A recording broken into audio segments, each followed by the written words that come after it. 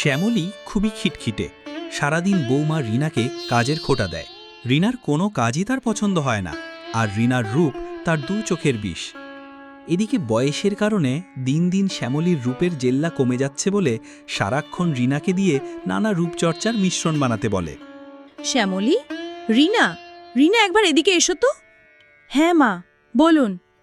কদিন ধরে না আমার খুব চুল উঠছে। যাও, কেশুতি পাতা বেটে ডিমের কুসুম মিশিয়ে তিসি তেল আর গরুর চোনা মিশিয়ে নিয়ে এসো। ব্যাস, এবার লাগিয়ে দাও। পরদিন সকালে শ্যামলী চুল আঁচড়াতে গিয়ে দেখে তার সব চুল সাদা হয়ে চিরুনিতে উঠে আসছে। ও রিনা, কি হয়েছে মা? বলুন মা। দেখো, এই তোমার কারসাজি।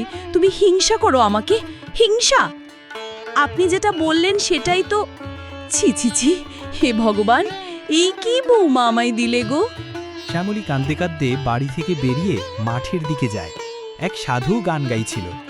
কেন রে মন সাধুর সঙ্গ নিলি না? বাবা, আপনি কি সুন্দর গান করেন। আমার কাজই তো মানুষের মন ভরানো। আমাকে সুন্দর করে দিন বাবা। বাইরের রূপ ক্ষণস্থায়ী, মনের রূপটাই আসল। আমি কিচ্ছু শুনবো না, আপনি কিছু করুন। তবে শোন, সুন্দরী হবি, তবে আগের রূপে ফিরতে পারবি না সহজে। সুন্দর হলে আর কে কুৎসিত থাকতে চায়। সাধু বাবার বরে শ্যামলী এক সুন্দরী যুবতীতে পরিণত হয়। শ্যামলী তার বোন মালতীর বাড়ি যায়। মালতী, বাড়ি আছিস রে? কে তুমি? আরে কে তুমি? আমার দিদির গলার নকল করছো? ধুর হ। বোন তাকে